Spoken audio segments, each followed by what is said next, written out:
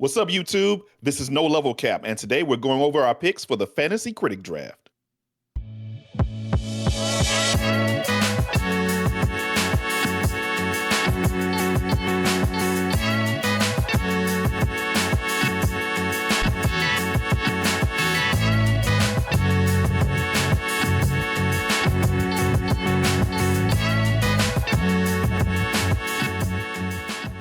Yo, what's good, people? Welcome back to the No Level Cap podcast with all your friendly neighborhood black nerds, where we cover all the anime, all the gaming, all the nerd culture, none of the BS.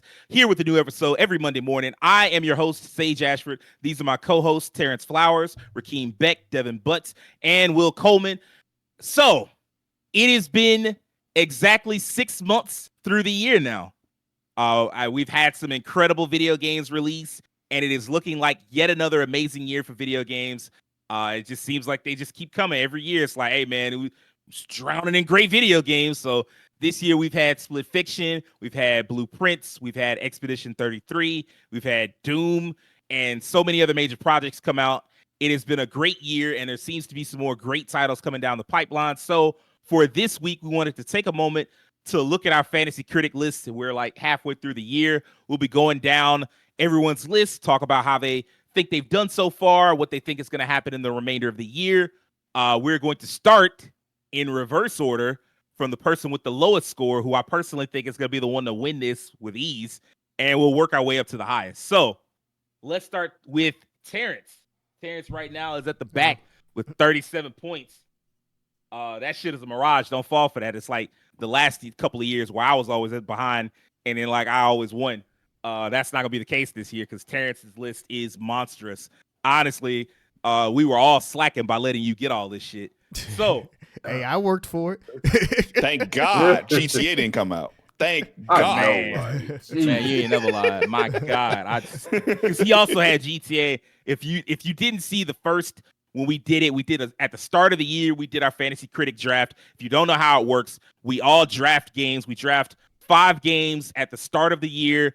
And however they perform on OpenCritic, not Metacritic, however they perform on OpenCritic, you get points for every point that they go over 70. If they go over 90, you get double points for every point over 90. So if a game scored 91, you'd get 22 points, 20 for the initial 70 through 90, and then 2 more points for 90 for the one for 22 points. So, Terance, how do you feel about your list so far?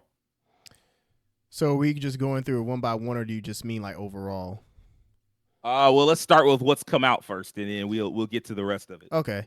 So very recently, we just had Death Stranding 2 come out, and I mean it did very well. I'm not gonna lie, I forgot you picked this up because you didn't draft it the first day, did you? A lot of stuff I didn't draft the day that we did. The day we did it, like the actual episode that we did it. There's definitely been some changes since then. Like, I think the only things that are still on here that I drafted on that episode are Metroid Prime 4, Pokemon, Split Fiction. Yeah, Split Fiction, and then the counter pick for Kingdom Come Deliverance 2. Mm-hmm. But yeah, Death I ain't gonna Stranding, lie, the reason why I say I forgot that you drafted Death Stranding is because about a month ago I was like, man, Death Stranding, that motherfucker gonna kill. I should go draft it. And then I went and looked, and I was like, this motherfucker got Death Stranded too. God damn, he got it all. I did that at the beginning of the year. I was like, no, that game is more than likely going to come out this year. I don't see it being delayed. So it's like, let me go ahead and scoop that up. And I mean, Kojima, he's good at his sequels. Like, so I felt like that was at least going to be a solid pick in that regard. Like, if it didn't score like a 90, then I felt like at least the mid 80s or like somewhere on the high 80s end, it was going to hit that. I knew it was over when he had some interview where he was like, man, they almost feel like this game is too good. So I started making some changes so people wouldn't be universally beloved. I was like, all right, man, shut the fuck up. I heard about that. Yeah, talk that stuff, Kojima. Kojima be all one. So I got to make my game one handicap for these people to kill up with me. And then you have Mario Kart World, which I will be honest, didn't perform quite as well as I thought it would, but same. There's a lot of stuff that's gone on with Mario Kart World that I can see why people have their grievances with it. Putting aside the $80 thing, even gameplay wise, I believe just like this week they made a change to where I haven't played Mario Kart World, so you'd have to forgive me, but to my understanding, it's like they made it where you have to go through like 3 other tracks or something like that to they changed the way the races were. They essentially like made some of the races like longer, and people weren't feeling the change. If anybody's playing Mario Kart World, feel free to sign off in the comments and let us know how you like it or if the change was good to you or a bad decision. But yeah, there's some things about that game that some people didn't like. I know the open world, it feels a little too dull, like not enough is going on, like going from race to race. Like it's a cool idea, but Mario Kart in and of itself, I feel like as it is right now, doesn't have enough to justify that open world. So I think Mario Kart World is just one of those games where Nintendo will continue to build on it, and probably in a couple years, it'll be the kind of game that Mario Kart 8 Deluxe ended up being. So that's another thing we forget, that Mario Kart 8 Deluxe was like an improved version of a game that had already released on the Wii U. So yeah. And they might do that. Who knows? Like maybe somewhere down the line they'll put out like a Super Mario Kart World at some point. Probably not. They probably will just continue to expand on it, but maybe they'll like rebrand it in some kind of way. Who knows?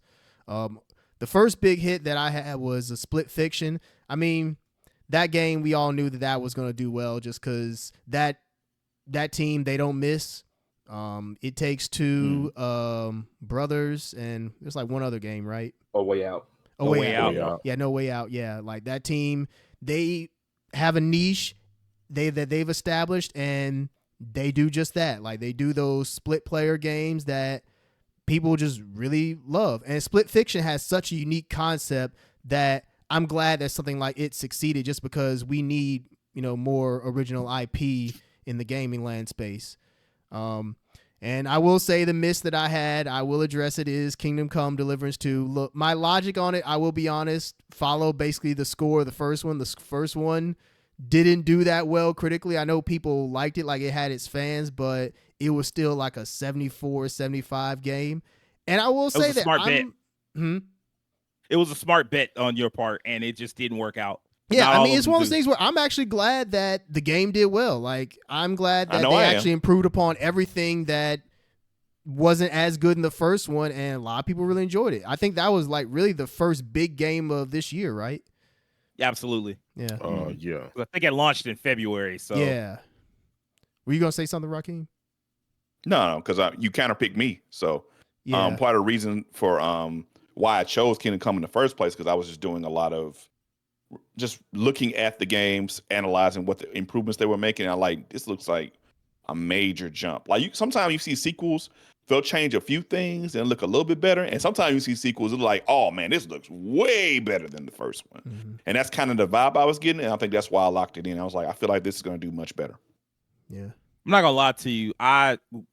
You caught me slipping, because I should have drafted either Mario Kart World or Donkey Kong Bonanza. And then by the time I thought about it, you'd already done it. I think I missed the first initial, we covered it. I don't know when you drafted it, but of course we did our reaction to it. And then later on, I think maybe the week after, I was like, oh, I should draft such and such. And then I looked, I was like, damn, he got them all. So here's the thing with Mario Kart World. Right when Nintendo Switch had their little preview that they put out, essentially that trailer was like, here, damn, the Switch 2 is coming out. That trailer where they showed the little snippet of it, I was like, okay, that game is coming out this year. Because that's the thing. Some of these games, I'll wait until we pretty much know they're coming out, and then I'll draft it. In the case of Donkey Kong Bonanza, I mean, as soon as they revealed that, I was like, all right, I'm going to get that. And I mean, hey, I paid $35 for it, so it's not like I paid like $1 and didn't fight for it. I was willing to fight for that game, but yeah, I just drafted that as soon as they announced that. Metroid Prime 4, I got that from our first draft. We did that in the initial draft, yeah. Yeah, Donkey Kong Bonanza, I think that game that has the potential to be a game of the year contender. Like it's looking really, really good. That last Nintendo Direct they did on it, like that sold me, and it sold a lot of other people too, because I was actually surprised how many people were kind of like, I don't know about this game. It looks like the whole smashing stuff can get repetitive, but the Direct sold people who thought otherwise. So, I mean, I think that's going to be a strong game.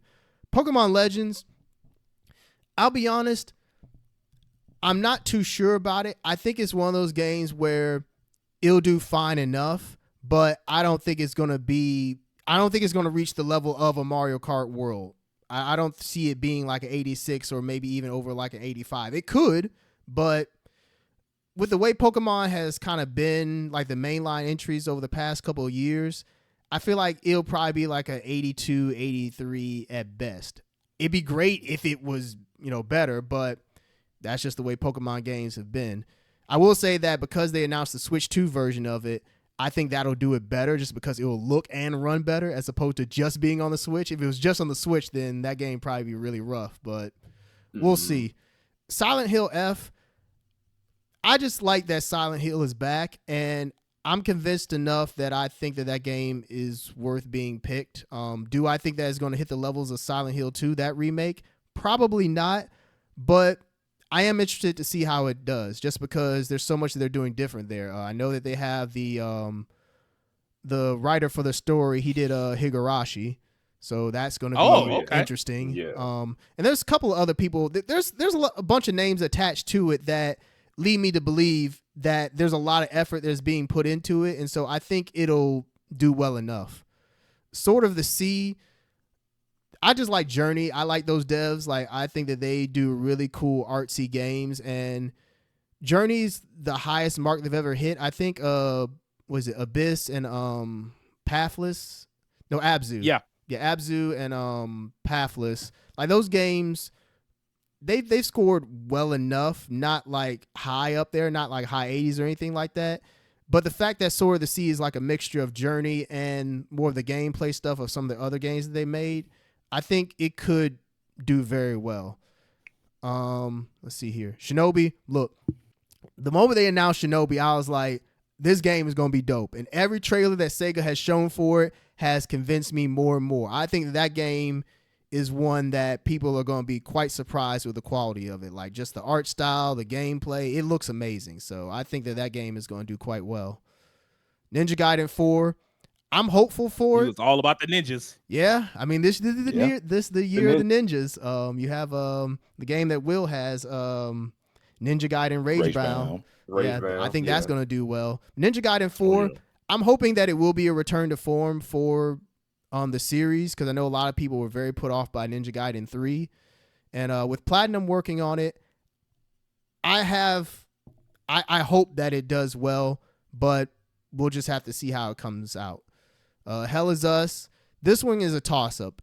I will say that for me, I like what they're doing with it in terms of like the story, the intrigue going on here. I know gameplay-wise, people have talked about that's probably the weakest part of the game, but even that, it looks interesting enough that I think that you could do the combat and not like get sick of it or anything like that. But I just like the story that's being told and just how much mystery there is in the world and the whole gameplay philosophy behind it in terms of them not giving you out direct hints.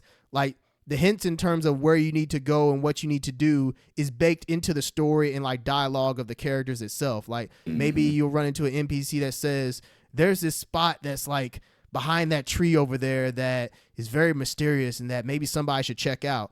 And, there's not going to be like a visual marker telling you like, hey, go over there. You need to actually pay attention and know like, oh, what that NPC said is actually important. So I'm going to go check that out. That, and it's by the people that did Deus Ex, right? If I'm not mistaken. Oh, that I could not tell you. I think it's a new studio. I think the creator, I think the person that's working on it, he worked on Deus Ex. Let me just see real quick, and that'll confirm that. Yeah. Well, y'all look, I did have an opportunity to play it. I did have an opportunity to play Hell Is Us. Well. Oh, you did? And because it has a demo. You can play it. Yeah, yes. Yeah, that was Steam doing like the demo. Steam Next Fest thing, right? Where it's like all those demos are just on Steam. So you can't play I them played. the other way. Yeah, I played it. But yeah, the combat definitely is the weakest part of it, like you said. But it does have an almost adventure game aspect to how you do things. Yeah. Very puzzle intensive, like the old Resident Evil games. You gotta kind of like think of clues and like go back and correlate. However, when I played it, I never got lost. So I think it's still intuitive enough where even though you're not super guided, it when they tell you to go, it makes sense. Like there's always like visual clues. There's a lot of visual clues. I mean, a lot of them. Like for instance, like giant chimes or people marking stuff on the road or something like that. So I never got really lost. At least in the first zone. The first zone wasn't as big as what the rest of the game is going to be. So it all made sense. So I would say I think that shouldn't be too much of a concern. But I will say if the combat, the limited amount I got, it was just okay. That's what I can say. It was just okay. Yeah, that's the thing that concerned me with that game. I was like, man, I hope this ain't gonna be like South of Midnight, because if you have combat in the game, it's because I mean I've heard that game has been like okay, and I still want to play it, but like if you have combat, we'll definitely come around to South of Midnight because I'm gonna have to talk about it. So that game definitely didn't do as well as I thought it would. But and I have a blank spot here just because I'm waiting until either Nintendo's Direct or Gamescom to see what else we're getting for this year. After Gamescom, that's it for me. Like, I'm not going to wait for anybody to randomly announce, our game is going to come out. Like, at that point, I'm like, look, I'm done.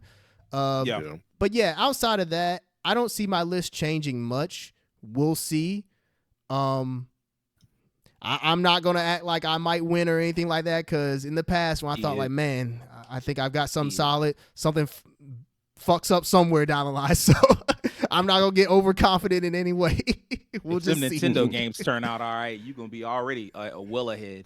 Like, it's going to be hard to catch up once those Nintendo games release. It's going to be, like I said, a lot like some of my previous years where it was like, dang, Sage, you at the back of the pack. And then, like, come October, suddenly I'm like, cool, and I caught up with everybody. It's going to be like that. So I do think that everybody's on track. I wouldn't count anybody out so far. Like, I think everybody has some pretty solid scores.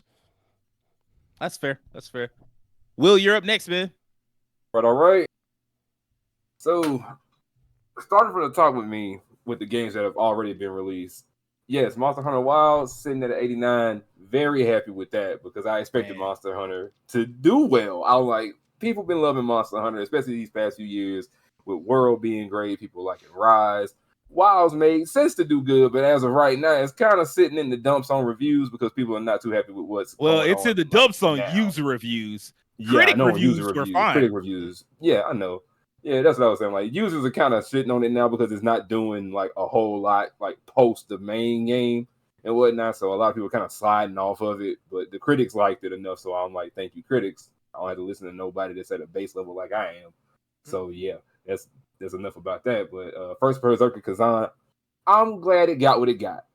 And from what I've seen from people who have played it and liked it, I'm glad y'all liked it because I ain't gonna let the 81 deter me. I still ain't got a chance to play it myself aside from the demo. That game was very popular. Yeah, it's like one of those Souls games. Like, even if they don't score like the highest, like the people who fuck with them, they really fuck with them. It's like Liza P. Yeah. Liza P was an 83 on like Metacritic or OpenCritic, but people really like that game. So sometimes critic scores can be deceiving.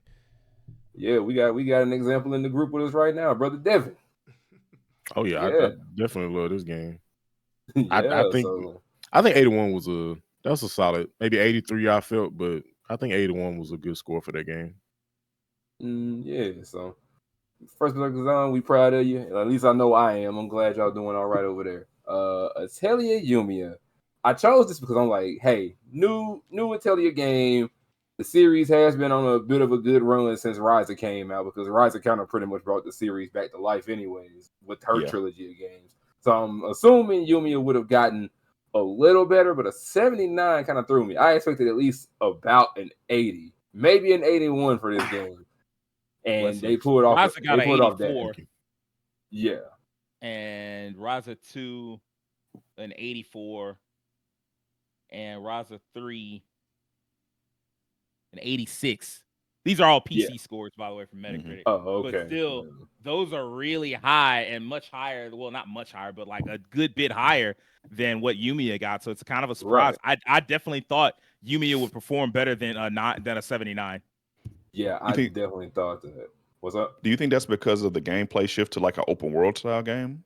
I think that could be the case here because I know that most Atelier games, especially even before Ryza, it wasn't necessarily open world. Like you had spots on the map, and depending on how far back you want to go, you had like a time limit. So you were kind of just going out, picking up stuff. You would fight, get materials, come back, make new stuff, and then let the day go by, start it over again, and continue going. Like it's not as monotonous as I'm making it sound, but it's one of those games that you sit down with it. It's cozy. You don't necessarily have to worry too much. I think it also could be a tone shift too, because the trailers that we've seen for Yumiya were a little bit different compared to what we know from previous games. More action oriented. Yeah, it's more action oriented, and Atelier is not necessarily known for being extremely action oriented. It's more of a sit down. Let's play this for a couple hours. Let's make these new items, move the story forward a little bit, make sure we keep the shop running, and we good to go. But Yumiya being more action oriented may have kind of shot itself a little bit in the foot, but I know it does have some fans, so maybe it's okay from what I can tell. Some people liked it, some people didn't. Rift of the Necrodancer was just a choice by me. I just chose it because I'm like, maybe it'll do good because people did love the Necrodancer games.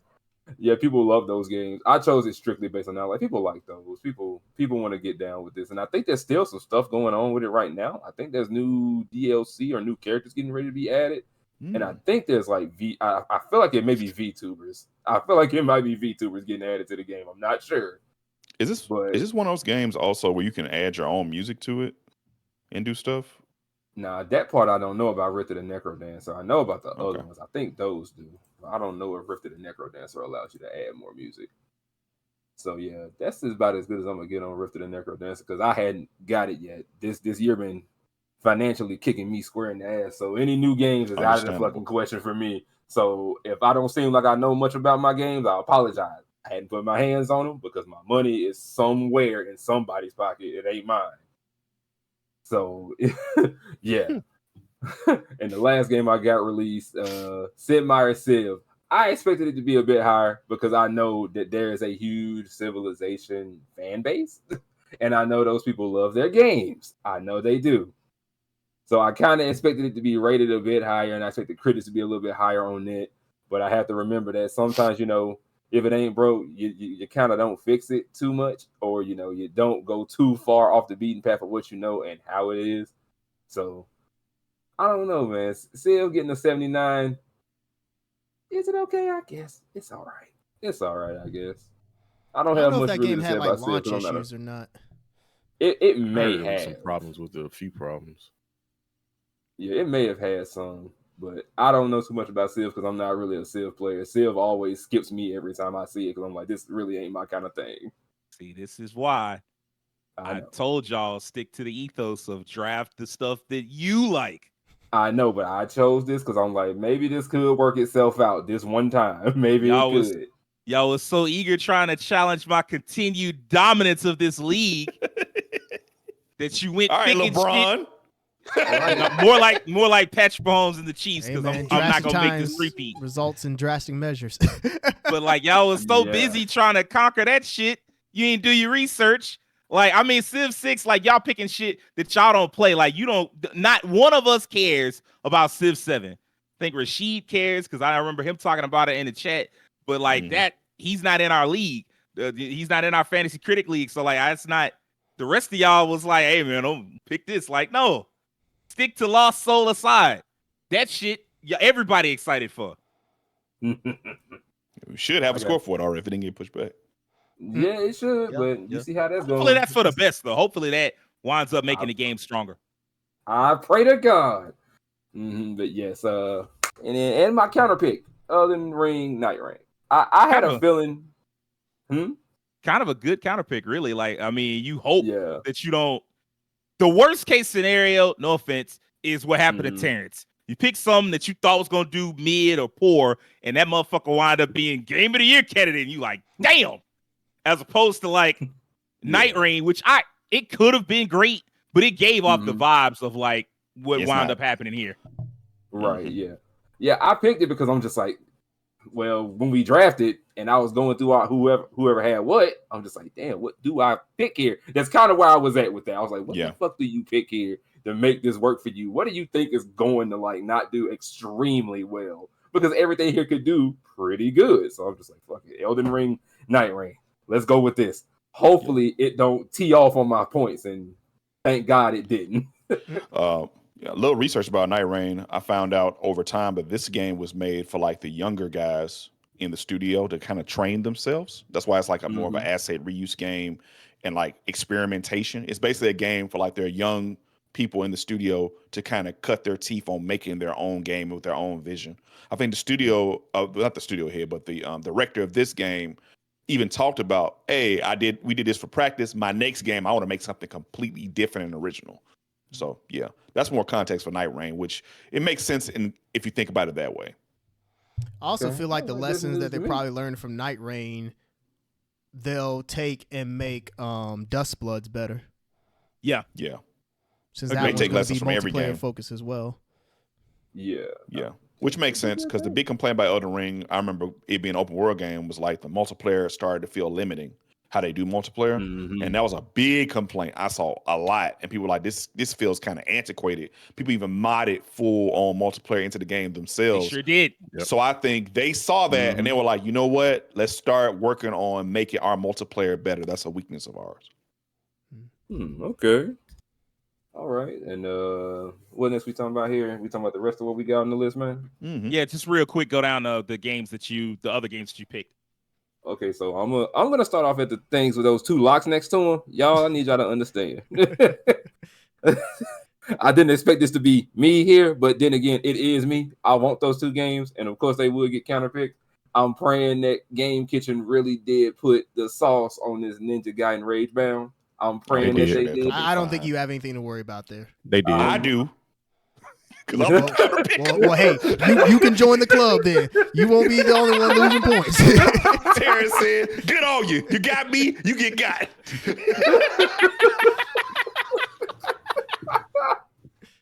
I'm screwed, bro. That game is so damn good. Love company. They do. Oh my God, bro! I'm just praying that it gets at least well above 10 points here, because I'm in need of that, and I've been looking for Ninja Gaiden to make his comeback anyways, and I'm glad it's doing such this year. Mouse PI for hire. I chose that strictly based on my preference of liking that rubber hose style animation and it being like a boomer shooter. It looks so cool. Then I think who did they say was the voice actor for the lead character? Troy Baker, wasn't it? Yeah, Troy Baker. Troy Baker. Yep. Yeah. Right now, you just sold me on that right there because I fucking love Troy Baker. So I'm ready for this game to come out. Mouse does look really good. It was one of those cases because that's my counter pick. It's one of those cases where I was like, hey, man, I got to pick something. And we all had only picked like 5 games. What I wish in hindsight being 2020, what I wish I counterpicked was GTA 6. Well, Like, to be 'cause you would've fair, gotten- I didn't draft GTA 6 when we on our episode. I drafted it after. Did we not? No, I didn't. You did Nobody not. drafted it. Nobody did. Oh, I tried to draft it. He beat me to it. Well, actually, no. Oh, yeah. I had put in a bid for it. He outbidded me. Okay. Yeah. Yeah. I mean, like, it was a rough going. Like, we were looking at everybody's list, and I'm like, man, I don't know. And I just picked Mouse PI. You know how indie games are. Sometimes they wind up being like massive successes, and then sometimes they wind up being like, hey, it was just okay. Like, and I mean, like, if there is a world, and I hope that I'm sorry, but I hope that this is the world that exists where it gets like an 80, and it's like, all right, well, you lost a little 10 points, you move on with your life. I hope that I do not live in a world where it's like, hey, surprise, it's an 88, one of the best games of the year. Like, fuck. I hope it ain't that. I'm praying for it. Okay, the rest of my list. Let's go. Mafia, the Old Country. This is something I've been interested in. I'm looking at this I want this. Like, it looks good, and I'm praying that it's actually going to be good. I forgot the release date for this game, if it does have one, because It's I like think August something. It's close. Yeah. Okay, It's not close. far off at all. Okay, it's close. So I'm gonna keep it August sitting there 8th. because I'm all right. Thank you, Terance. I appreciate you. I pray that it actually comes out to not necessarily roaring success, but I needed to hit at least an 85 for me to be happy with it. If it hits an 85, I'm ecstatic. Lost Soul aside, I don't have to say nothing about that. It's been long enough. Show me what you got. Show me the money. I swear you better come out swinging when you hit the shelves in the digital store shelves. I need that. No Sleep for Kaname Dante. That's AI Somnium Files. I actually have those games. This third game? I'm actually, yeah, this will be the third game because there's 2 of them, Mm-hmm. and then there's this one. I'm hoping this one hits well with fans, and I'm hoping it hits well with me as well because I intend on getting it. These last 2 though, Hollow Knight Silk Song. They've been playing in my face for way too goddamn long. If this ain't a 90 when it come out, I'm gonna have to file a straight up complaint to Team Cherry because ain't no way you held my hand and led me along all this time and it don't do nothing. Ain't no way. This is supposed to be DLC. Now it's a full-fledged game at this point. It better be fully cooked, seasoned, and ready to go on the plate, dressed well, down to the nines. I need this to do. It better be right when it come out, because if it ain't, well, I can tell you right now, Cherry's getting cooked. I think it's safe to say at this point, Hollow Knight Silk Song is going to be one of those surprise, not a shadow drop, but like when they announce the date, it'll be like a month off from release. I think that's where we're at now, because that Xbox thing, it can't be too many months off from release, probably less than 5. And they said that game was going to come out. It would be playable day 1, but then like Team Cherry came out and said, "Hey, our game is coming out before that. Like we're not tied to the same day as that. So you won't have a lot of warning. It'll be like, hey, this is coming out September 15th or some shit like that." I'm gonna hold you to that September 15th because they fuck around and say that. I'm gonna say this man Sage is a psychic. Man, I don't know. He is called a sage. And last but not least, I got Dispatch. I chose this because I really love what it looks like and what I'm thinking the gameplay is going to be like. I want to try that. It's like a really fun ass stream game too, so I'm down to get down with it when it comes out. It had a demo. Yeah, it did. Steam Next It did have a demo. Yeah. Mm-hmm. Okay, then I missed that then. So I was like, I gotta go do me some running today. I'll go look into it then now that you done told me. But I'm looking forward to this. But I'm just hoping there's no trip ups along the way because this shouldn't be too far off itself, isn't it? Or did they only have like a general date? I don't think they have a release date for it yet. They don't have a date for it yet. Yeah. Okay, so they don't have nothing for it yet. I'm gonna give this by like August, maybe September. If I don't hear nothing by then, maybe even October, I'll give it till about that time. If I don't hear nothing, I'm gonna have to replace it because I can't sit here and wait on y'all for forever and a day and y'all don't tell me nothing. You don't tell me nothing, you gotta get off my list. That's fair. Probably Gamescom. Right. I could see because didn't they reveal it at the TGAs? Yes. Yes, they did. Mm-hmm. If they want to keep up the Jeff Association, I think Gamescom is probably where you'll get a date. That's reasonable. Okay. It's fairly reasonable. It is reasonable. I can take that. All right, Rajhkeem, you're up next. Mr. Morale. All right. So mix. Decent game so far. So first I'll start with the ones with scores. Kingdom Come Deliverance hit pretty well. I mean, I can't be nothing but satisfied with that. I knew when I saw the game from the previews that it looked good and it was building upon a game that wasn't super highly reviewed but did have a cult following. I kept hearing about it. It was on sale a lot. A lot of RPG fans seemed to like it. So I was a good bet that it was going to do decent. So that's why I chose that one. Assassin's Creed Shadows, I enjoyed it, playing it. And of course, there was a lot of controversy for a variety of reasons from, the years before, dealing with a lot of weird racial stuff that had nothing really that didn't matter with the game. But the game as a whole, solid, did decent. I didn't hate the game that much. It was a lot though, so at some point, I need to play something else. What's up? Oh man said I didn't hate the game that much. No, I don't know. Excuse me. I didn't hate the game in comparison to like what people were trying to make it out to be like, oh, this is gonna be terrible because of this and that. We go. It wasn't that. It was a good experience, but I will say I wanted to play something like, man, I need to play something a little more simpler right now. I feel like after playing Yakuza, which is this epic RPG, I try to jump into Shadows. I'm like, this is too much for me right now. I need something else. But I wish I had done a little bit better. Just to, stick to the people who cause all that controversy for no reason at all. Mm-hmm. And B, I think it's pretty well made. I think it's pretty well made. I think it's a good game. Next, Monster Train 2. I put this on my list. Not a lot of people are probably familiar with this, but I was like, what the fuck is this? I don't even know what it is now. When I saw you drafted it, I looked at the scores for the first one. I was like, oh, I see what Rajhkeem is doing because the first one had really good scores too. Yeah, the first Monster Train was it's a roguelike deck builder. in the vein of you like this conductor of this train that's getting attacked, and you have to put different monsters to guard the train, like the core of the train or whatever, to fight the monsters. This is a very popular game among a lot of YouTubers and streamers I watched who play a lot of roguelikes. So I have like YouTubers I watch that only play roguelikes because there's so many of them.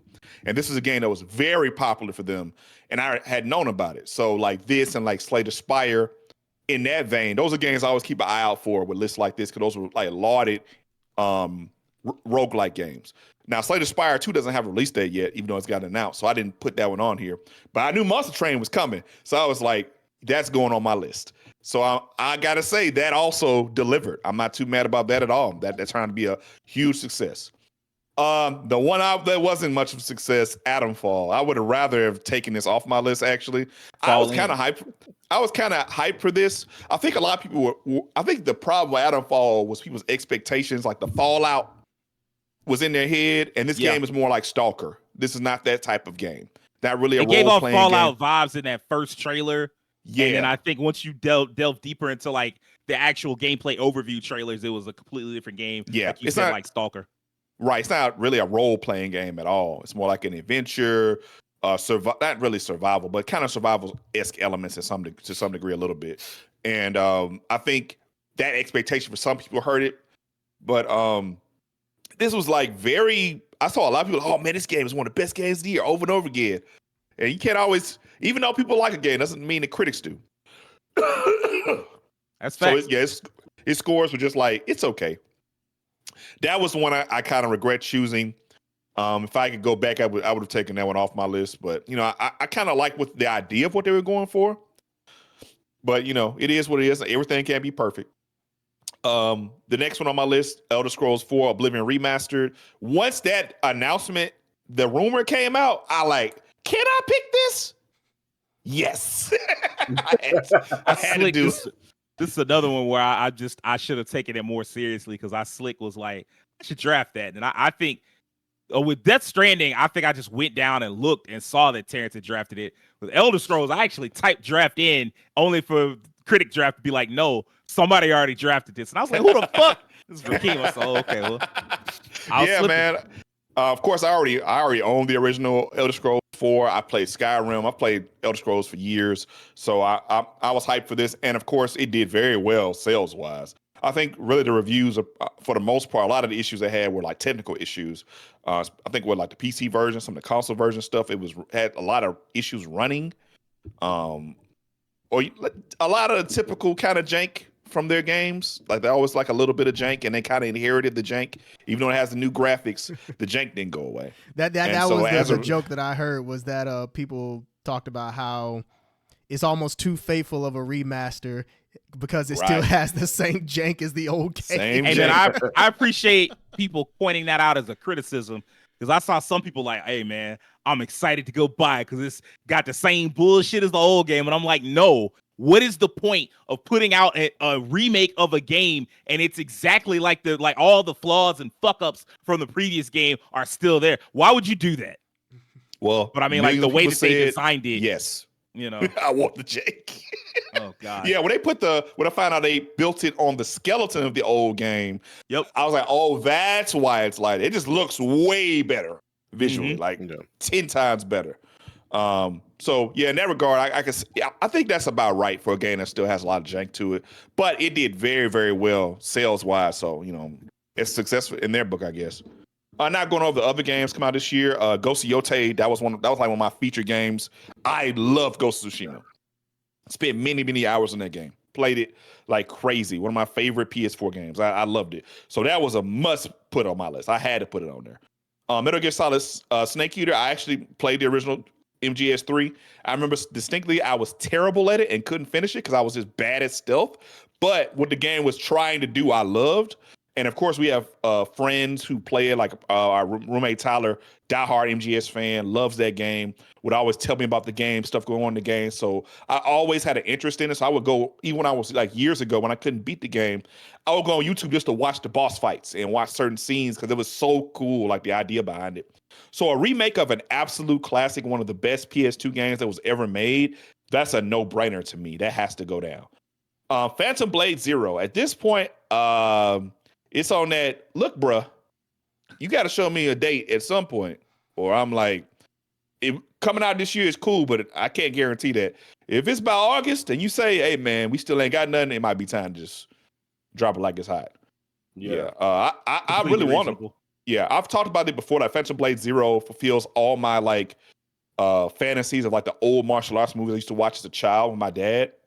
And that type of game, I've always wanted stuff like that. That feels more like the old school martial arts movies, the Wire Fu style martial arts movies. So I want that to be a success. I just need them to get a date so I can, put it concretely on my list. I don't want to just go take a L because my issues in the past of this Fantasy Critic have been I start strong and I burn out. I ain't got nothing by the end. Like I'm picking up scraps of games that ain't nobody heard of and do terrible. Y'all remember Spirit of the Samurai? That game fucked me. Oh my God. Yeah. You were in range of winning. And then like Yes. that game just like I looked back, I said, that can't be the score. And it was like 50 something. I said, no, my brother lost points. They took me to the shadow realm. I can't ever do that again. Yeah, you actually would have been better off not picking it because I think you actually would have been right behind Sage had you not picked that game. So that game handicapped you, and like you literally took the stick as you were on the bike and you put it between the spokes and just tripped. I will never do that again. Never, ever do that again. So, yeah, as you can see, my list is way more filled out this year. So I'm trying to get ahead of it. So that's why it's on my list. So next, Borderlands 4.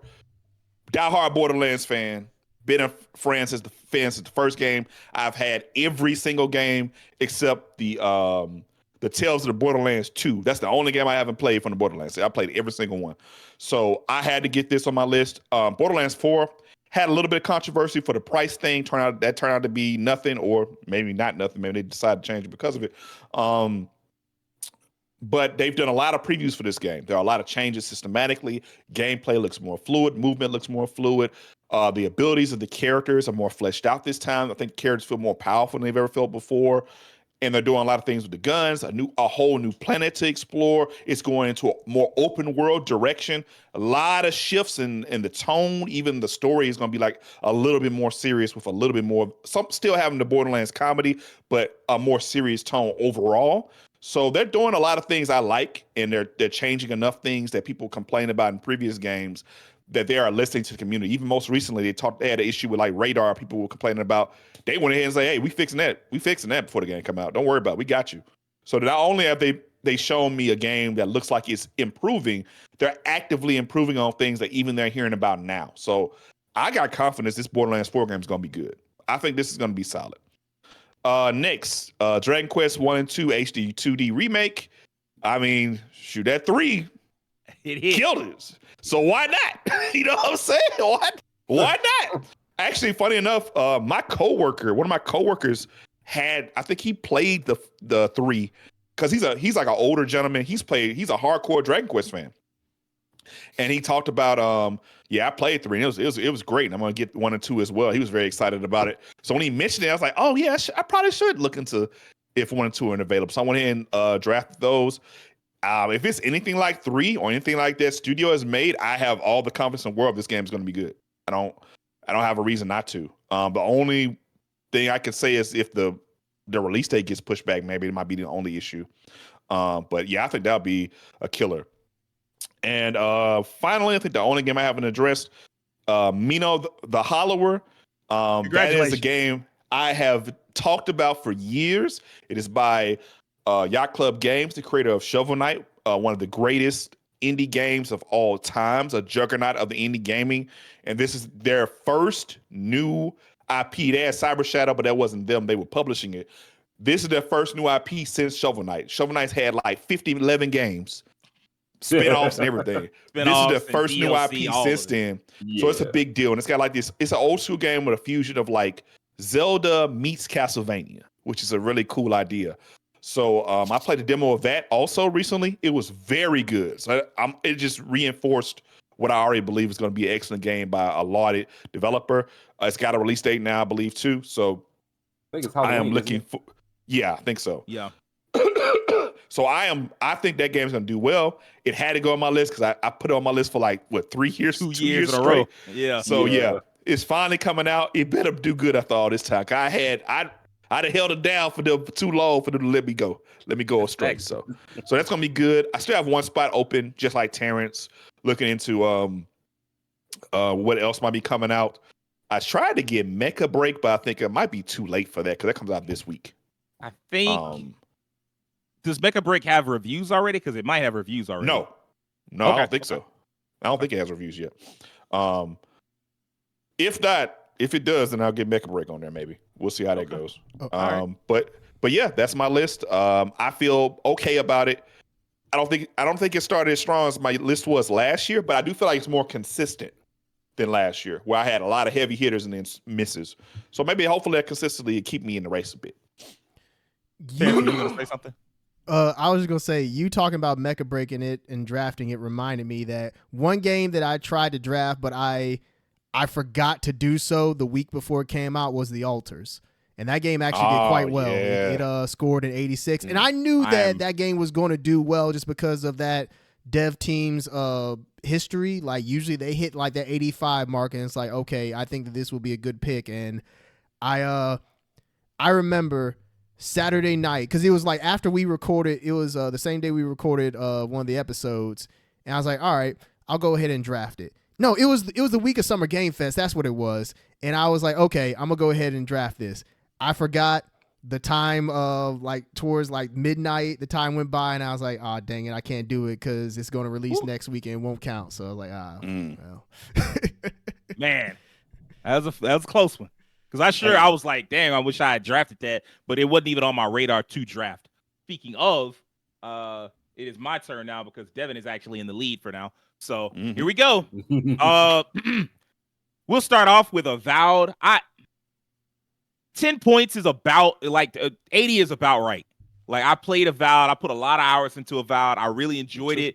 Me and Keem both played a good chunk of Avowed. I really enjoyed my time with it, but it got to a point where I just was like, okay, the world's pretty, the combat I like, the customization, the build quality, I love all of that, but I don't care about these characters at all. And like that, that was the weakness. And so like that's why I'm like, yeah, 8 is about right. Like you can't go any higher when nobody cares. Like I thought the writing, even like the world building was on point. There's a lot of commentary in there about like colonialism and imperialism and what that does to a nation and stuff like that. And I was like, okay, this is really smartly well done. But like, man, those characters they're just there. There's just not enough there. They just exist. And eventually I was like, I don't like there's this part in the game, not even a part, but like there's part of the game where every time you want to level up or want to change your stuff, you go to like a certain stone, and the stone basically takes you to nightfall, and you're chilling out at like around a campfire, and all your party members are there, and they're talking. And after a while, I was like, I don't care about anything you guys are saying, like at all. Like y'all could shut the fuck up right now, and I'd be happy with that. And like that's something I rarely have ever experienced. Even games like Mass Effect Andromeda, I know people are like, oh, those characters aren't anywhere nearly as good as the Mass Effect 1 through 3 characters. Maybe not. I never played 1 through 3. But like I still invested more in those characters than I do in these guys. I didn't, even the one guy that's voiced by the voice actor of Garrus from Mass Effect 1 or 1 through 3. I'm like, so what? So it wasn't. So I do eventually want to go back and finish it, but it just became like another game on the list came out, and I was like, I'm gonna get to that. So Avowed, 80 is about right. 10 points. I'm not too mad at it. Blueprints. I know y'all are wondering like, how the fuck did Sage draft Blueprints? This has nothing. This is not a Sage game. I didn't. I was chilling out, watching Kind of Funny, and I heard them talk about like, oh man, yeah, Blueprint. Have y'all heard about it? And like they just were like, yeah, the people that we know that have played it said this game is amazing. And then I was also on Twitter or whatever. No, I was on Blue Sky. And Jason Schreier talked about Blueprints and said it was one of the best games he had played. But the game was like weeks from coming out. I said, maybe I should draft this. Woo! Thank God. turned out to be a super winner. Like, probably not in the game of the year talks now because of like Expedition 33 and Split Fiction and Doom, and it probably won't make game of the year talks, even though it is one of the highest rated games of the year. But still, fantastic reviews, 89, like 19 points. I can't get mad at that. I could see it being like the Balatro of this year in terms of like the big indie winner. Yeah. Yes, absolutely. Absolutely. Pirate Yakuza in Hawaii. I should have known. I mean, it's to a point. It comes a point where you like, I got to draft something, and like I'm looking back, like if I had been more on the ball, I wouldn't have had to have Pirate Yakuza. I think I may have dropped it at one point. I dropped the wrong one, but I just picked it back up because I said, man, maybe it winds up being good because I'd seen so much footage from it, but I still got the vibes of like, man, this is gonna be like The Man Who Erased His Name, which I drafted 2 years ago, and it wound up getting like a 78. And I played Man Who Erased His Name. Like, the story is fantastic, but it was very bare bones in terms of content, and it was very strongly an asset reuse. You could see it. Pirate Yakuza clearly is like a step up from that, and like it got the score deserving of just being a step up. 12 points. I'm not mad. It's just, of course, you want to do better. Daybreak 2. This was just, I was wrong. Like, I shouldn't, I knew not to draft it, and yet I ignored, because like everything, like if you follow Trails at all, first off, you know, like the Trails fan base, a lot of them, even though they are English speaking, are finding ways to play the game early, to play the games that are already out. And so you get an impression of how good those games are going to be, which is kind of cheating, kind of not. Sometimes the way that Japan reacts to a game and the way that the hardcore react to a game is not the way that critics react. So but even still, huge mistake on my part. It was universally, even the people who kind of liked it, pretty much universally regarded as not as good as Daybreak 1. Having played and finished it, it's very much not as good as Daybreak 1. Its third act drags on and on and on, and it's just, it really could have been reduced to a third of the length, that one act, and the game would have been so much better. The game would have been automatically probably a mid-80s type game, but instead it just, I don't know. So I should have had the wherewithal to be like, don't draft that game. But I stuck to my guns. Win or lose, I was like, hey man, I'm gonna draft the games that I love and that I believe in. And very quickly, once I saw what y'all was drafting, I was like, all right, man, there aren't enough games that you love and believe in, so you better start switching it up. So that's how Blueprints got on this list. Xenoblade Chronicles X Definitive Edition. I love the original Xenoblade Chronicles X. One of my favorite video games of all time. The open world, the mecha designs, the customization possible for the characters. Even Xenoblade's normal intolerable battle system is a little bit better in that game, thanks to the way that you can, with time button presses, you can heal your character. So it's not just like, oh man, they're wailing on me and I have no way to heal or no reliable way to heal. The heals come up pretty frequently in that game. There's a lot of storytelling in that game that you will miss if you're not willing to do the side quests, which I think is really cool. Like, there are whole alien races that pop up on that planet that you would never see if you just tried to mainline the game. I thought that was awesome. And so I thought, like, man, as long as they make the right improvements to that game, I should be safe on that game. And indeed I was. 17 points. Great shit. South of Midnight. Hey man, what's the phrase? I'm rooting for everybody black. I was rooting for the black folks, man. I said, this is the type of game that you don't get often, where it's a black cast in like a black dominated area, like predominantly black area, like the deep South. I said, okay, man, maybe this will be. And then like it was tapping into a part of fantasy that you don't see. People complain all the time, like, oh man, fantasy, it's just Tolkien. It's just Tolkien all the time. And this was like, hey, this Tolkien ain't got nothing to do with this. And so like I really wanted to take a bet on it, even though the studio, what is it? We Happy Few is the game they did before this. Yeah, that game didn't review all that well. So I mean, like, I should have thought, like, hey man, do you really believe that they're going to take a leap? I guess I thought because, like, well, Microsoft is giving them extra security, extra funding. They can step their game up a little bit, create a better game. And it probably would have been like Devin said, if they had taken the combat out. If it had just been a story-focused game, a narrative-focused game that just happened to have like, music and all that other stuff in the story, it probably would have been a much stronger game. But because its combat is so lacking, that one review I heard, I think Greg, was it Greg? I think it was Greg on Kind of Funny, was like, hey man, I got to a point where I just basically cut the combat off. Anytime I ran into he just cut. I think you could either cut the combat off or do it's so easy that it's like a one hit and the enemy dies. And he was like, unless it was a new foe, I just kept the combat like that. For bosses and new foes, he would turn the combat to normal, but normally he was like, hey, I cut the combat off, and it was a much easier and much more enjoyable experience. And I was like, man, Wow. I'm probably fucked on that. So if your combat is if your combat is at that level, just don't have combat. I agree. Right. Yeah. You got combat in the game, and I have an option to turn it off. It's probably was a waste of development time. Yeah. Well, I'm not gonna say that, because there are some people like Baldur's Gate. People love Baldur's Gate's combat, but I think you can turn it off or make it hyper easy because people just want to absorb the story. But if you can turn the combat off and you like if you like combat in general and can turn it off and you're like, this is a better game with the combat off, then yeah, it's definitely a waste of development time. There was no reason to but it's an action game though, so that's different. Like turn-based versus a game where you're like being actively in the combat. It's like I don't want to hear that. I don't want to turn my combat off, bro. You shouldn't have to turn it off. I 1000% agree.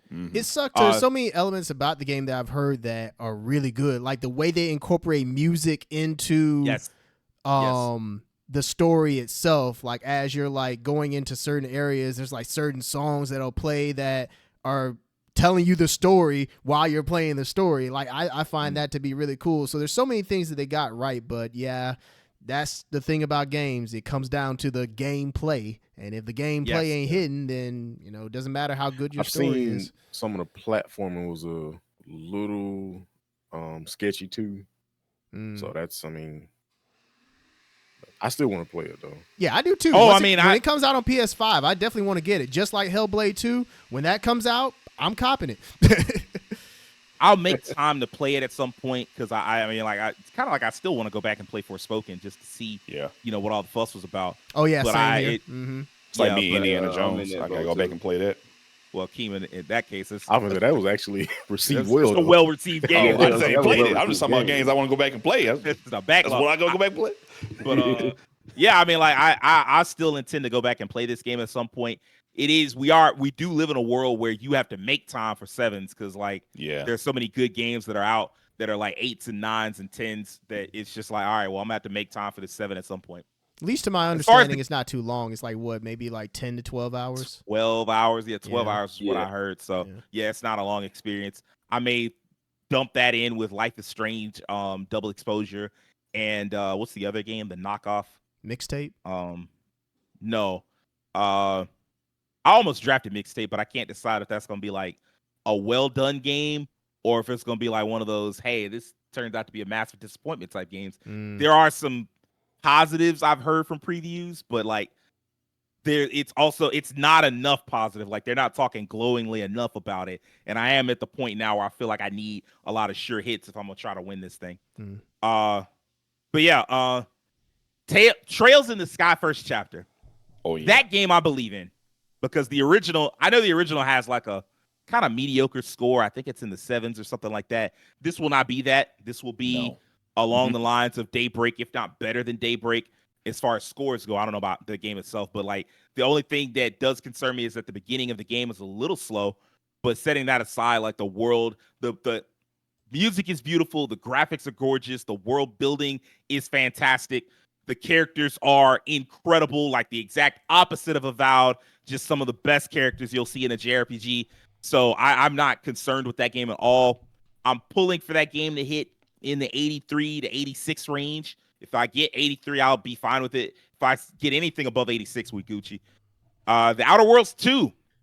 I was not sure about drafting that one, especially with what happened with Avowed. But the things that made me draft it were two things. One, it's the sequel. And so, like, if you're a competent development team, you improve on all the things that you did wrong in the first game, and you make a far superior game. It's like KCD 2. You wind up with a game that like corrects much of, if not all, the flaws of the original game. And so I feel like that's what's going to happen with the Outer Worlds 2. It looks like, and like when we sat there and watched the direct, I was even more confident in my decision. The only thing I was concerned with was like, hey man, is this game coming out this year? It has a release date now. So yeah, it's definitely coming out this year. But everything we saw in that 30-minute trailer tells me, yeah, that was the correct pick. And I'm giving away the game a bit, mostly because it's like, if you want to take the risk, then that's fine. Y'all have at it. Grounded, I thought about drafting. Grounded 2, because people did love Grounded 1. However, a lot. It's when they said it was going to be like effectively an early access. I said, yeah. All right. Yeah, I was of the same mindset. Yeah. I say, if y'all like that's why I'm telling y'all my thoughts, like what I might have drafted. Because like, if you want to hit that roulette table, you can hit it, because it might come out and be an 88. And it might come out and be like no rest for the wicked. So y'all have at it. I just wanted to put that out there. Marvel Cosmic Invasion. I looked up the review scores of the previous game that team worked on. They were fairly high. It was in the mid 80s. I said, these kind of games are hot right now. If this team, and it seems like they're doing a lot to make this game even better. There's like 2-on-2 tag mechanics in it. Maximilian talked about the game, and he said, hey man, I by the end of it, I was asking like, hey man, is there possible that we could get like a fighting like a PvP mode in there? And I was like, wow. So he talked pretty glowingly about his experience with it. My only real concern is this game coming out this year? It does not have a release date. It is supposed to hit late 2024, but you get a little nervous when they say late 2024. Yeah. It's like, hey man, or 2025, my bad. Late 2025 could easily become whoops. Late 2025 could easily become 2026. So you have to be careful about that. Who knows? We'll see. Arc Raiders.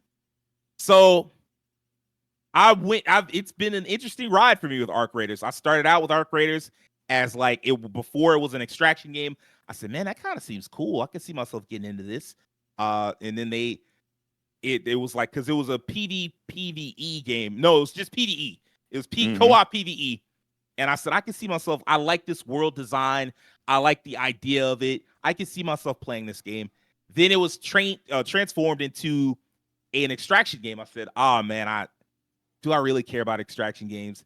But then I realized I watch a lot of extraction games online. I've watched a fuck ton of Tarkov. I've watched Dark and Darker. I've watched extraction games and been pretty engaged in the gameplay. And so I said, man, maybe. Then I saw the gameplay test for Arc Raiders, and I said, wow, this game looks incredible. It looks like Tarkov if someone took some of the, not all, but some of the obtuse bits out of it and made it something that the casual gamer could actually try to get into. And I said, well, that sounds like the making of a hit. And, you know, even when it was first announced, even when the playtest happened, and the playtest happened at the same time as Marathon, and people were like, well, you know, Arc Raiders looks like the more finished product. And Marathon, of course, it's clearly far less finished. And I was like, well, Arc Raiders does not have a release date, and Marathon does, so they better get on that. And now Marathon is coming out next year, and Arc Raiders is coming out sometime in October. So surprise there. Things change. Exactly. And the other thing that made me decide to draft Arc Raiders is I looked at the developer and what they last worked on, which was the finals, and the finals ranked pretty highly. And so when you combine like the last game did well with the playtest for this game has done exceedingly well, I'm like, okay, I might have a shot at like an 86 here. Like that's my current guess at where this is going to hit 86. I'm actually kind of interested in playing it. We'll see what the game costs and like probably 40. So we'll see. When we get to October, maybe I'm willing to pay for it. Maybe I'm like, hey man, that's $40 I can spend on another game, because I know I'm not going to play a ton of it, but I do want to try it. I have wanted to try like there's something about the get in, see what you can get out, see what kind of build you can make for the next run, and like the risk of losing it all. And they even kind of mitigated that just a tiny bit, because I think there's a pouch that you have where no matter what, if you put something in that pouch, you'll be able to take it back with you. So even that part is great, because Tarkov, like, man, if you get shot, which can easily happen, you lose all your shit. And there are ways to get it back, but even those ways are obtuse. And it's like, man, that's not the same as opposed to like what Arc Raiders is doing, which is very smart and forward thinking. So I'm looking forward to seeing how that game turns out. I have 2 open spots, and that puts me in an interesting predicament because we've kind of drafted all of the sure things at this point. And so I'm going to have to start looking for value, as they say, in like the draft game. I'm going to have to start looking around the edges and seeing what I can grab because we are in the back half of the year. I got screwed because I said, surely, and actually Terance kind of took that game, but I said, surely there will be a new 3D Mario game. There hasn't been one in 7 fucking years. I said, I'll be able to draft that, and that'll be one of the games I can count on as getting like a high score. Guess who's working on the new Donkey Kong game? The Mario team. The Super Mario Odyssey team. Yep. Fan-fucking-tastic. So They put the energy in the Donkey Kong. That's why when I looked at the game, I'm like, this is the big game for the Switch 2. I mean, I even talked about it. I'm like, we need a Donkey Kong, new big 3D Donkey Kong game. And they was like, all right, here you go. They said you were right, Devin. We do need one. Here you go. Hey man, maybe you can try your luck with Kirby Air Riders. I'm not doing that. I looked at the last Kirby Air Rider score. I'm not a chump. What is Air like Riders? maybe that game, Kirby Air Riders. Do you remember Kirby that? The Air racing game? Riders. Yeah, Kirby Air Rider. Came out on GameCube. It's essentially It's on Kirby's GameCube. kart racing game. That's the best way I can put Oh, I've never heard of this. it. Well, to it- be fair, it was a GameCube game. It hasn't had a sequel since the GameCube, so you know. Yeah. It was at the Direct. Yeah. It was at the initial Okay. Switch reveal Direct, Switch 2 reveal Direct.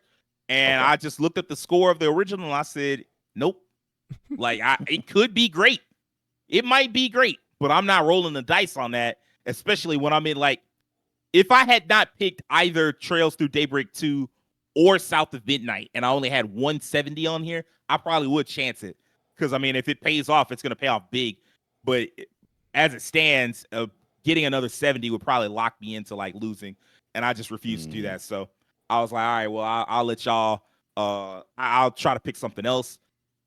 We'll see. I'll eventually go looking probably at in the break, because we won't be having an episode next week. In the break, I'll probably do some research, see what I can grab, and pick up 2 games because I'm going to need something to try to catch up to Terance. Well, I don't know. You might have to catch up to Devin. Speaking of Devin, because that is the current winner right now. He is the one in the lead. Devin, you want to break down what you got? So first game, Elden Ring, Night Ring. I even said you don't bet against Elden Ring. I know of course it didn't do as well as the OG, but I mean, getting an 81 on the game, that's basically a multiplayer spinoff after having a Game of the Year winner and then another Game of the Year nom DLC. I think an 81 is solid. You know, I figured it would do okay, but I also felt like, and this is why I didn't think it was a bad counter pick even at the time, I figured it was one too many trips to the well. But even with that, like the asset reuse, as far as like one too many trips to the well, I thought it was one too many trips. But even with that, still 81 is fantastic. Like I said, 81 for a spin-off multiplayer focused game. I know people have had their concerns with it, but it also, like, a bunch of people have been playing the game. I know Max has been playing it a lot. So honestly, that I am pleased with getting an 81 from that. Doom the Dark Ages, I played the first Doom, the reboot Doom. Such a good game. It's weird how these games, I will give them respect because all the games are different. It's the same game, but they're different, like gameplay mechanic wise. The first game was just like kind of more just old school Doom with some extra stuff in it. You got like the kills and stuff like that. And then the second game was just basically Devil May Cry first person. And then this game was more of a methodical tank style. So to get an 85 off of them trying 3 different things in a row, it's just like Elden Ring. I can't be upset with that. I was expecting like a 90, to be honest. But like I said, like they tried 3 different things and with 3 games. I'm like, that's solid. To be able to pivot like that on 3 different games, 3 different entries, and still do well, I can't be mad at it. So getting an 85 from Doom, it's still one of the pretty successful game in this year so far. Liza P. Overture. 85. I was thinking maybe 87, maybe 89. But I'm satisfied with what I got here. This Have is you one I've finished been. it? No, I hadn't got into this because I'm still trying to beat other games. I'm at the end of Kazan, so I'm gonna try to beat that before I hop into Liza P. And I mean, I got the DLC for Sea of Stars. I hadn't played that yet, so it's so much stuff. As we always say, the backlog is never ending. It's infinite at this point. But yeah, I'm very pleased with Liza P. I've been waiting for the DLC ever since I beat the first game. This is one of the three. Actually, this game, Sea of Stars and Chain Echoes, are probably three new games that could make spots on my like all-time list for favorite games. Definitely Liza P. So yeah, like I said, I can't wait to get into it. People have been kind of comparing this DLC to the old Hunters Bloodborne DLC. And I mean, when you tell me that, I mean, Bloodborne is already my favorite PS4 game of all time. So when you tell me the DLC is also similar to that DLC, I'm like, all right, just tell me more. Just give me more. Sea of Stars, The Throes of the Watchmaker. Again, all three games that I played, these indie bombs that I played, bombs in a good way, not a bad way. I was like, I'm going to believe in a DLC, and 2 of the 3 so far I've been right about. So Sea of Stars was a fantastic game. I'm so happy that this game got it was any game of the year when it came out. Very deserving. This DLC looks like it just added more of the same gameplay with I think one new character. So yeah, I mean, like again, all these games are stuff that I'm interested in as far as like gameplay style or stuff that I played. So yeah, very excited and satisfied about Sea of Stars. Eternal Strands. Now this is one I looked into. I was pretty interested, and I did like what I played of the demo. There were some things that I played that I kind of like, you know what? I'm not too mad because I think it was with Ubisoft developers and they made this, and it's like, you know what? I can't be too mad because the demo was fairly solid. There were some things. Actually, I think the lead dev on Eternal Strands was from Dragon Age. Dragon Age. Okay. So yeah, it's definitely a 74 is not where you want to be. But I can't be mad at the game. I played the demo and there were some things that I felt were wrong with the game, but it did take me back to like PS2 style or like adventure games, PS3. And there was some really interesting things going on with the game. I like the elemental stuff that's going on with the game. The combat is this game actually makes me feel very similar to when I played Hell Is Us. Everything else was pretty solid, but the combat was a little janky. There was some other things that were a little janky with the game, but I was like, you know what? I can't be mad at this. This is still a solid game. Just didn't score as well as I thought, but I think a 74 was about where it should be. Like I said, Hell Is Us, the same thing. Like the combat, just something felt off, and I'm like, man, if you're gonna really dive into this, upgrading weapons, new weapons, and all these sigils and talismans and stuff, you got to make sure the combat is there. Even with Hell Is Us, it has a parry system, and that parry system is one of the worst I've ever felt. I'm not gonna lie, you ain't making the case too much for Hell Is Us. I might have to drop that not too long from now. like I say, it felt good. It's just that combat was something is like, I mean, Rajhkeem mentioned something is just off with their combat just a little bit. If they can polish that a little bit, I think you'll be good. But it's just that combat. I'm like, man, like they got, I don't know. Like Clair Obscure. Now, did I think this game was gonna score 92? No. Did I think it was gonna score somewhere like an 85 or so, 86? Yes. But they proved me wrong at 92. So it was the highest rated game until Tears of the Kingdom came out, which some people have been saying, oh, this is game of the year. That. I know that, but there are people saying that Tears of the Kingdom should be game of the year. I'm like, turn it off. Which all because on on Switch 2 it runs at better frame rate. And I'm just like, all right, yeah, I'm that's not what gonna it do is, this, guys. Oh, turn that TV off. Get that game out of here. Yeah, we're not doing that. That game had its time, you know. So yeah, when I first saw this game, y'all know, I mean, all of us on this panel are huge RPG fans, JRPG fans. So it's just a no-brainer. Everybody was excited for this game. But man, I did not think it was gonna make the splash that it did this year for a game of the year contender. It's front runner too. Yeah. The combat looked amazing. The characters and designs looked pretty interesting. The story is intriguing. I mean, I love a good combat system that's like very like intuitive and like interactive. You got the whole parry system. Sea of Stars was the same way. It's like it's melding stuff from a bunch of different RPGs of Final Fantasy 8 a little bit, Final Fantasy 9 with like the what are those upgrade things called? I forgot what they're called. That you add abilities, but like FF9, you got some Shadow Heart, some Legend Dragoon. So it's just taking stuff from everywhere, from a bunch of stuff I love, and I'm like, well, I mean, this looks dope, and it turned out it performed very well, so I'm happy for it. Yeah. Now my counter pick, I personally think the game should have scored like a 75, 76 in that range. Just me personally. I mean, I would imagine.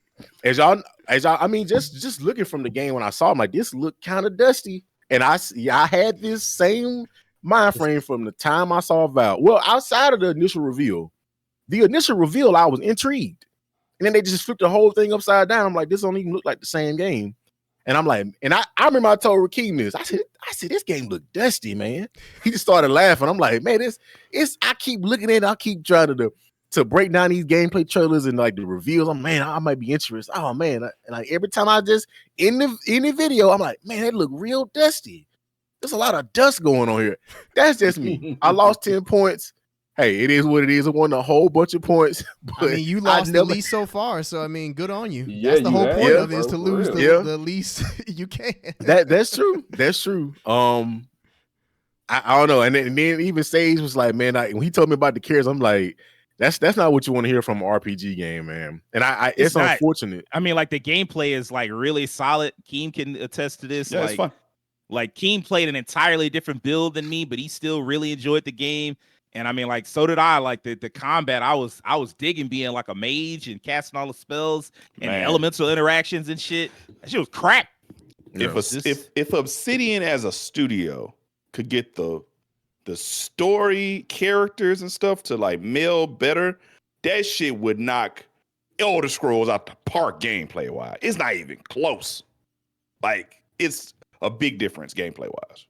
And actually, I'm glad you brought that up, because I played Oblivion, and I was trying to get into it because everybody's like, oh, this is a much better game than Avowed. I was like, I got into that. I said, man, I couldn't even get to the cool parts. It was so dull. I'm like, I guess, like, I'm sure this shit was amazing in 2008, but it's 2025, and I'm not going. Like, I thought about going back to it, but I said at a certain point, I just went back to Daybreak 2 and said, I'll finish this, because it had the characters, it had the world building and writing, and it had like not the best combat system, but a decent one, better than in Oblivion by far. So yeah.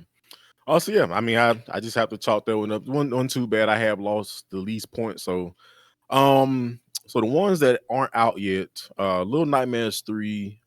I actually picked this one last year, I believe, and I think it got pushed back. This got a release date now? It just got a release date it just got a release date, actually. Yeah. So yeah, this one, Little Nightmares, is a series that's a pretty solid one. It's a kind of a interesting game, like a horror game, but it's like in a different sense. This like a scale and things, and like how weird the world is kind of what brings you into that like sense of despair and like just creepiness.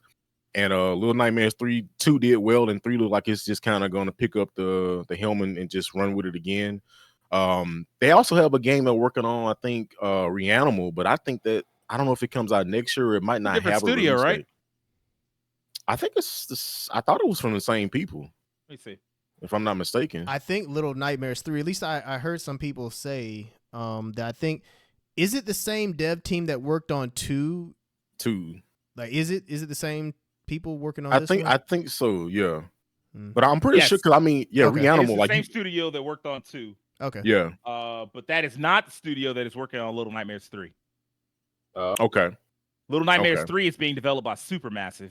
Oh, okay. So it is. So the dev team for Little Nightmares 2 is different than the one on 3, is what you're saying, right?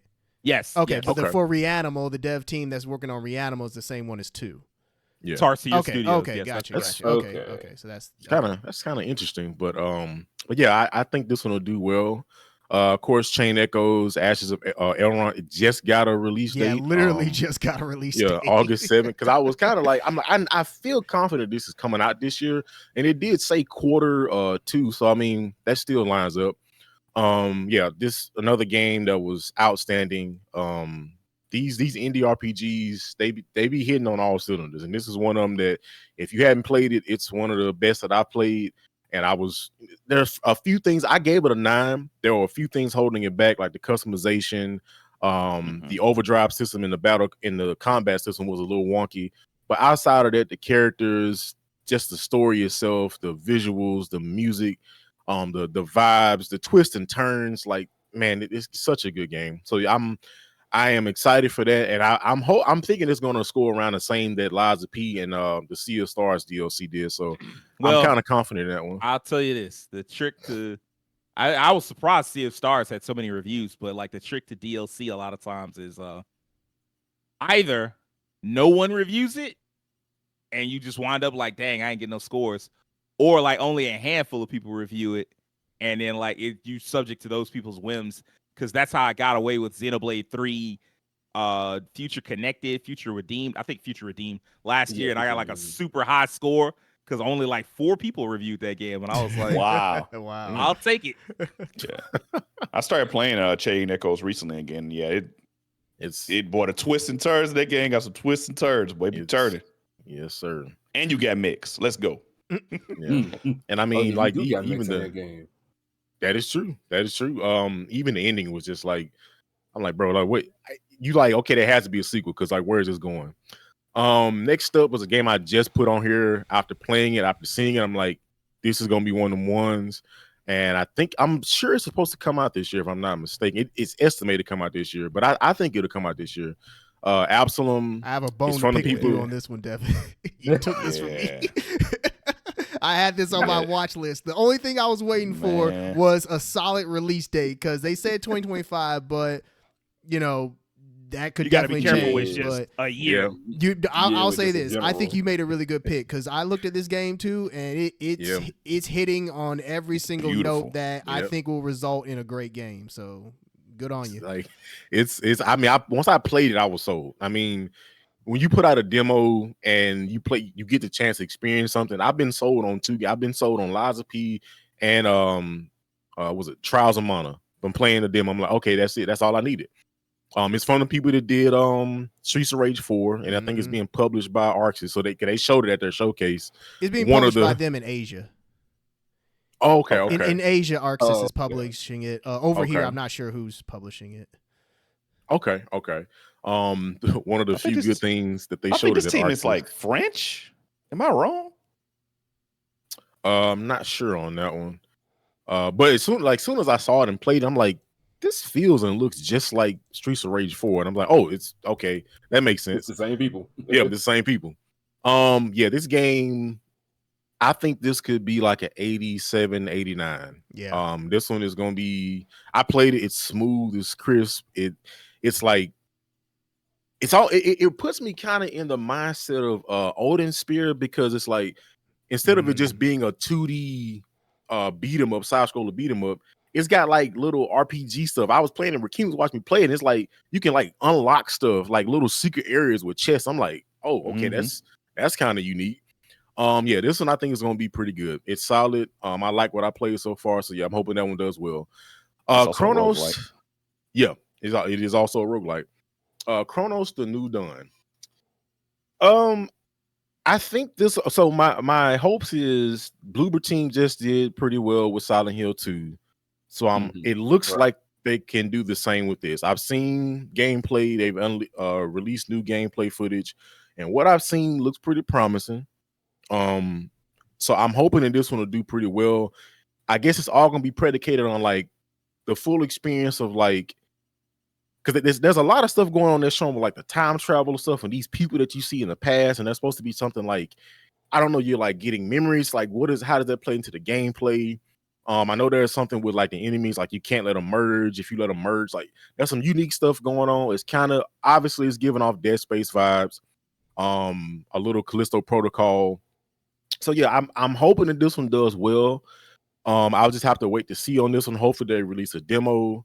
But yeah, I was excited for this one from the moment I saw it, because I mean, Dead Space did really well. The remake, unfortunately, its successor did not do well, which is unfortunate. But hopefully we can get a new Dead Space-like game, which this is looking to be similar. Not fully, because I don't think that, from what I've seen, there's no dismemberment.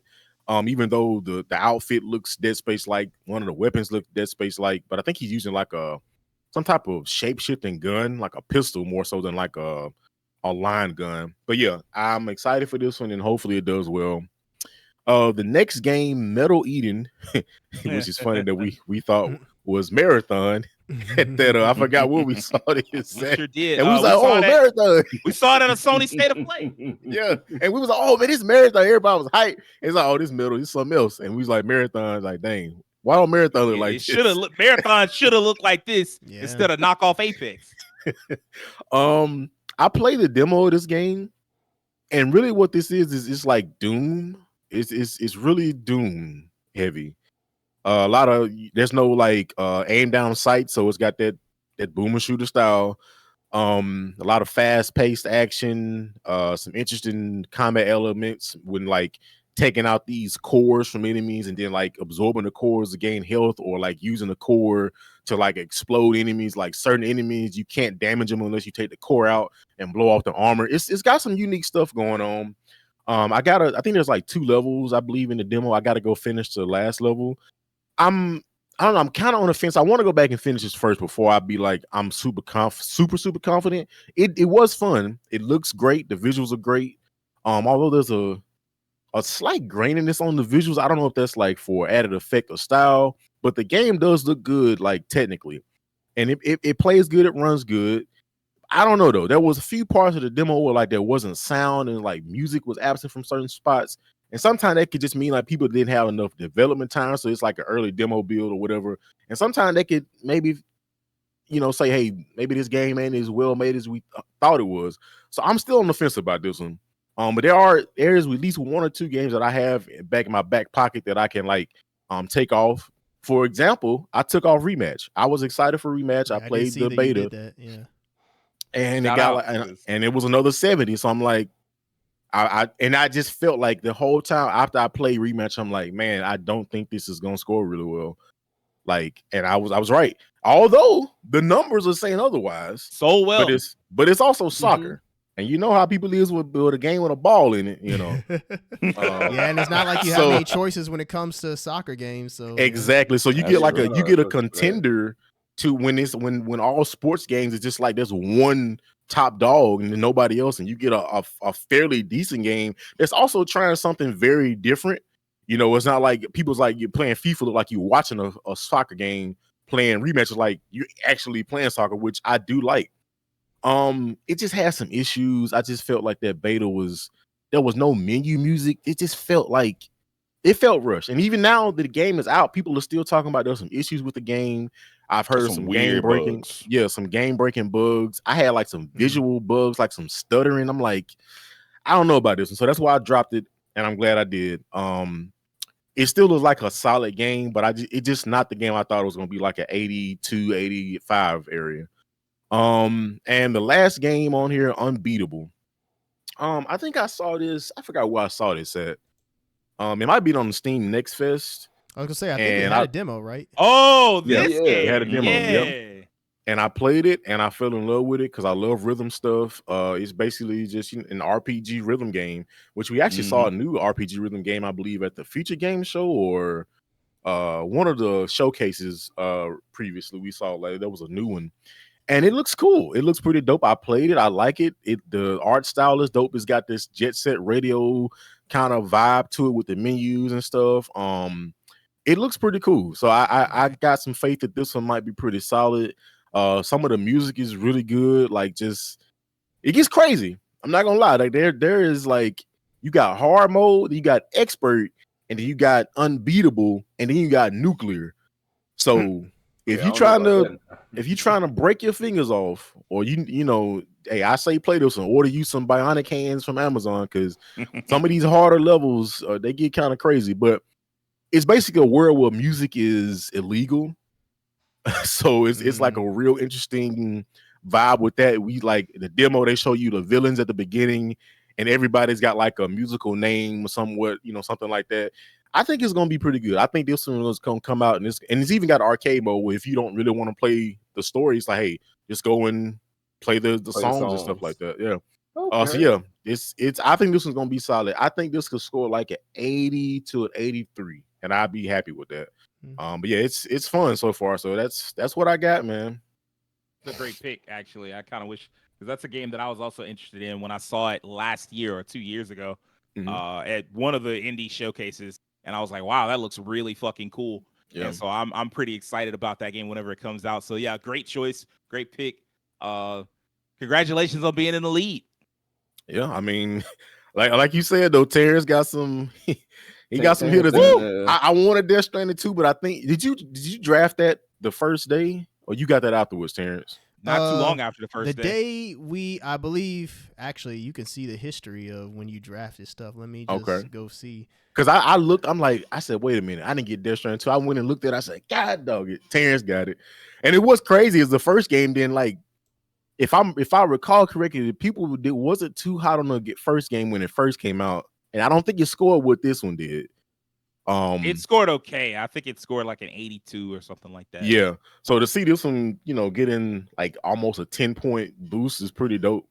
I'm trying to see actually everything that I drafted like that first day, I think was Elden Ring, Doom, Lies of P, Sea of Stars, Chain Echoes, Little Nightmares. And I believe everything else on here I drafted afterwards. I drafted Death Stranding 2 on January 11th. So yeah, like a week after we did the show. Yeah. I was like, God, I just want y'all to know, in case y'all hadn't been catching on, that boy Terance been moving in silence like a ninja. Every time we look up, you want something. By the time you type it in and look, taken. Who got it? Yeah.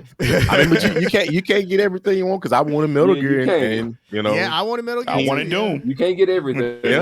Y'all. I mean, those were crap. Doom and Metal Gear were done in like the initial rounds too. Yeah. And I'm gonna be honest, King, Metal Gear might score higher than Doom. I can see it. I mean, I can see that. I can see that. I can see Metal Gear getting a 90, honestly.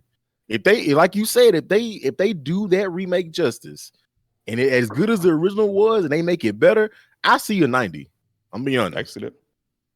One thing I'll say is I was kind of disappointed. I intended to do this a week or so after Summer Game Fest, and with the idea that there would be a handful of games where we'd have dates, and it would change our lists significantly. You would hope, and like we did not get that. There's a few games that you like felt more confident in coming out of Summer Game Fest, but like overall, I'm like, like Summer Game Fest didn't affect my plans too much, and it certainly didn't give me too many ideas of like, I gotta go draft that. So yeah, if anything, we're just waiting on Nintendo and Gamescom. Yeah. I'm gonna check something real quick. When is Gamescom? It's like August, like toward the end of August. Very early. Yeah. Heck, some of us might be waiting on Evo. I mean, Evo too. Yeah, Evo too. Although I don't know what. Isn't that supposed to come out this year? Yeah, that comes out this year. Yeah, it's come out this year. That game has been so wishy-washy that I feel like it wouldn't be the safest bet to pick it. Yeah. I was high on the game at first, and I still think it's gonna be a solid game, but I just feel like it's taking too long to come out. And then Marvel Tokon has been shown. It's like, well, it's like all of a sudden Tag Fighter is just, we got everywhere. 1 million of them now. Yeah. We got a Sonic Tag Fighter. We got Invincible Tag Fighter. We got the Hunter x Hunter Tag Fighter. We get what's the I don't know if that's gonna be a Tag Fighter. You told me about Sage, the Saturday AM. Yeah, it is. Tag Fighter. Mm-hmm. Bro, it's that game I played with Rajhkeem, Umbrella Academy. Hey man, look.